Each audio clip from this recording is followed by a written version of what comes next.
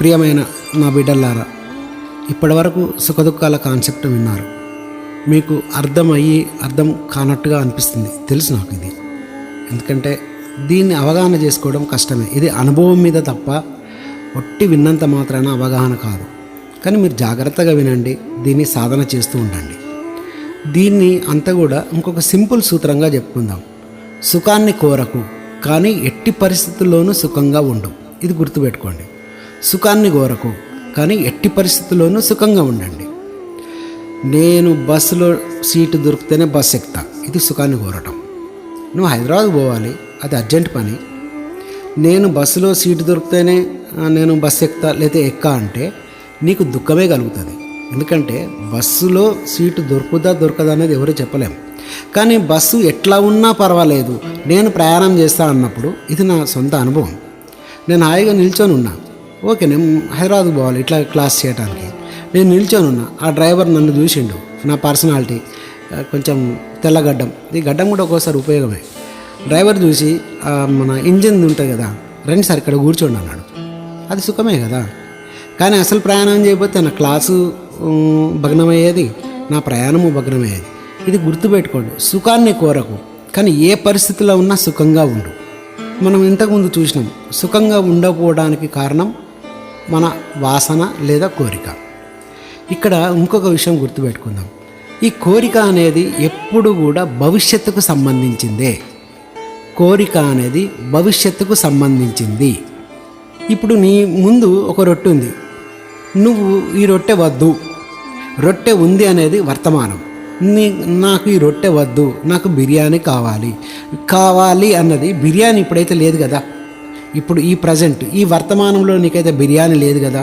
బిర్యానీ కావాలి, ఈ కావాలి అన్నది నెరవేరాలన్నా కానీ కొంత సమయం పడుతుంది. సో ఇది భవిష్యత్తుకు సంబంధించింది. ఎప్పుడు కూడా కోరిక అనేది భవిష్యత్తుకు సంబంధించింది. నీ ఎదురుగా ఏదైతే ఉన్నదో దాన్ని అనుభవించు, సుఖంగా ఉండు. ఈ సుఖంగా ఉండడం అనేది ప్రజెంట్. నువ్వు ఎప్పుడైతే సుఖంగా ఉంటావో నువ్వు వర్తమానంలో ఉంటావు. నువ్వు ఎప్పుడైతే సుఖాన్ని కోరుతావో నువ్వు భవిష్యత్తులో ఉంటావు. నువ్వు ఎప్పుడైతే భవిష్యత్తులోకి ఉంటావో ఈ వర్తమాన క్షణం నీ నుంచి దూరం అవుతా ఉన్నది. ఈ వర్తమాన క్షణాన్ని నువ్వు కోల్పోతున్నావు.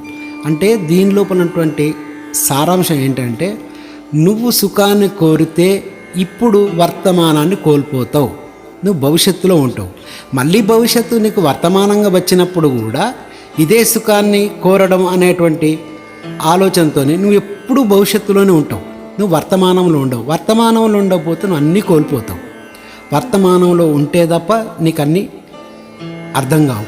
ఫస్ట్ వర్తమానంలో ఉండాలంటే నువ్వు సుఖంగా ఉండు, ఉన్నదానితో సుఖంగా ఉండు. ఇది దీని యొక్క కాన్సెప్ట్ యొక్క రహస్యం. ఇప్పటిదాకా చూసినాం, సుఖాన్ని కోరితే దుఃఖమే కలుగుతుంది. అది ఎందుకు కలుగుతుంది అనేది మనం చూసినాం. మీకు ఇంకొక సూత్రం ఏఆర్సి, ఆర్క్, ఇది బాగా గుర్తుపెట్టుకోండి. Arc, ARC. ఏ అంటే యాక్సెప్టెన్స్, ఆర్ అంటే రియాక్షన్, సి అంటే క్రియేషన్. ఏ అనేది యాక్షన్, ఆర్ అనేది రియాక్షన్, సి అనేది క్రియేషన్. ఆర్క్ అంటే యాక్షన్, రియాక్షన్, క్రియేషన్. ఇది బాగా గుర్తుపెట్టుకోండి. ఎప్పుడైతే ఒక యాక్షన్, ఒక సంఘటన జరుగుతుందో దాన్ని ఆర్ అంటే రియాక్షన్ కాకుండా దాన్ని కనుక ఆ సంఘటనను మీరు యాక్సెప్ట్ చేస్తే మీకు అండర్స్టాండింగ్ కలుగుతుంది. ఆ సంఘటన ఎందుకు జరిగింది అనేటువంటి అవగాహన కలుగుతుంది. ఎప్పుడైతే మీకు అవగాహన కలుగుతుందో మీరు దాన్ని ఏ విధంగా సృజనాత్మకంగా చేయాలి అంటే మీరు క్రియేట్ చేస్తూ ఉంటారు. యాక్షన్కు రియాక్షన్ చేయకుండా యాక్షన్ను యాక్సెప్ట్ చేస్తే అండర్స్టాండింగ్ కలుగుతుంది. అండర్స్టాండింగ్ వల్ల మీకు క్రియేషన్ కలుగుతుంది. లేదా ఒకవేళ ఒక యాక్షన్ని మీరు నాన్ యాక్సెప్టెన్స్ చేస్తే దాని నుంచి రియాక్షన్ అవుతుంది. రియాక్షన్ వల్ల డిస్ట్రక్షన్ అంటే నాశనం అవుతుంది. మీకు చిన్న ఎగ్జాంపుల్ చెప్తా. ఒకసారి బోధనలో మనం తెలంగాణ ధ్యాన అది రెండవది మనం చేసుకున్నాం. దానికి చైర్మన్గా భీమన్న ఉన్నాడు. అప్పుడు లాస్ట్ రోజు ఒక పాప డ్యాన్స్, అప్పటికే రాత్రి 10:30 అవుతుంది. ఆ పాప డ్యాన్స్లో భాగంగా ఒక త్రిశూలం, ఒక కార్డ్బోర్డ్తో చేసిన త్రిశూలం పట్టుకొని ఆ పాప ఉన్నది. ఆ పాపకు ట్రైనింగ్ ఇచ్చిన ఆమె కూడా ఆ పక్కనే ఉన్నది. అప్పటికే చాలామంది ఇంకా మాట్లాడుతున్నారు, వాళ్ళకి అవకాశం రాలేదు. ఆ అవకాశం కొరకు ఎదురు చూస్తూ ఉన్నారు. కానీ ఆ పాపకు నిద్ర వస్తూ ఉన్నది. ఆ నిద్ర వచ్చేసి తూలుతూ ఉన్నది. ఈ ట్రైనర్కు అంటే ఆమెకు కొంచెం కోపం వస్తూ ఉన్నది. ఈ పాప నిద్రపోతే ఎట్లా, నిద్రపోయిన టైంలో కనుక అవకాశం వస్తే ఎట్లా మరి స్టేజ్ మీదకి పోవాలి. అయితే మొత్తానికి ఏదో తోపులాట జరిగింది. ఆ పాప చేతిలోంచి ఆ త్రిశూలం కింద పడింది. త్రిశూలం కింద పడి ఆ 3 శూలాల్లో ఒక శూలం ఇరిగినాక ఆ ట్రైనరు ఆ శూలాన్ని పట్టుకొని ఆ ఇరిగిన ముక్కను పట్టుకొని అట్లాగే బేలగా అయ్యో ఇట్లా అయిపోయింది, ఇప్పుడు ఎట్లా, అసలు నిద్రపోతుందేమో, నిద్రపోతే ప్రోగ్రామ్ ఎట్లా అనే ఆలోచనలో ఉండే, ఇప్పుడు త్రిశూలం ఇరిగిపోయింది, ఇప్పుడు ప్రోగ్రామ్ ఎట్లా చేయాలి. ఆమె చాలా బేలగా ఉంది. ఈ లోపల నా చూపంతా ఆమె మీద, ఆ త్రిశూలం మీద, ఆ పాప మీదే. ఇంతలో నా చూపు వేరే దిక్కు మరలింది. అక్కడ చూస్తే ఒక తెల్ల షర్టు, తెల్ల ప్యాంట్ వేసుకొని ఒక యువకుడు గబగబా వస్తున్నాడు. నేను అనుకున్నా ఈ ట్రైనర్ పని అయిపోయింది, ఆడు పిచ్చగా తిట్టేస్తాడని. ఎందుకంటే ఇప్పుడు ఇరిగిన దాన్ని పట్టుకొని ఏం డ్యాన్స్ చేస్తుంది, మొత్తం డ్యాన్స్ ప్రోగ్రామే ఫెయిల్ కదా అని. కానీ ఆ యువకుడు ఎంత కూల్గా వచ్చేసి ఆ త్రిశూలంని పట్టుకొని ఆ ఇరిగిన ముక్కను పట్టుకొని దీన్ని చూసి బయటికి వెళ్ళిపోయి ఒక 15 నిమిషాల తర్వాత తిరిగి వచ్చాడు. గమ్మత్తు ఏంటంటే ఆ త్రిశూలం ఆ ముక్క అతికించుకొని తీసుకొచ్చాడు. ఇది నాకు ఆ రోజు ఈ అవగాహన కలిగింది. యాక్షన్ అంటే త్రిశూలం లోపల ఒక ముక్క విరగడం, అది యాక్షన్.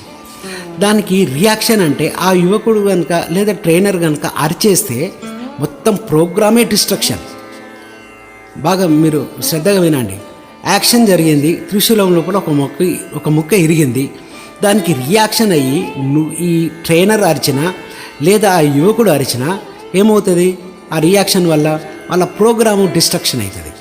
కానీ ఆ యువకుడు జరిగిన యాక్షన్ని అంటే జరిగిన సంఘటనను, ఆ ముక్క విరిగిపోవడాన్ని యాక్సెప్టెన్స్ స్వీకరించిండు. ఓహో విరిగిందా అని దాన్ని పరిశీలించాడు. అప్పుడు అండర్స్టాండింగ్ వచ్చింది, దీన్ని ఏ విధంగా చేస్తే బాగుంటుంది, ఎట్లా చేస్తే బాగుంటుంది.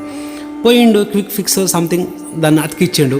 మొత్తానికి త్రిశూలాన్ని అతికిచ్చి తీసుకొచ్చాడు. ఈ అతికిచ్చి తీసుకురావడం అనేది క్రియేషన్. ఇప్పుడు అర్థమైంది అనుకుంటా. యాక్షన్ జరిగినప్పుడు ఎప్పుడు రియాక్షన్ చేయకూడదు. యాక్షన్ని యాక్సెప్ట్ చేయండి.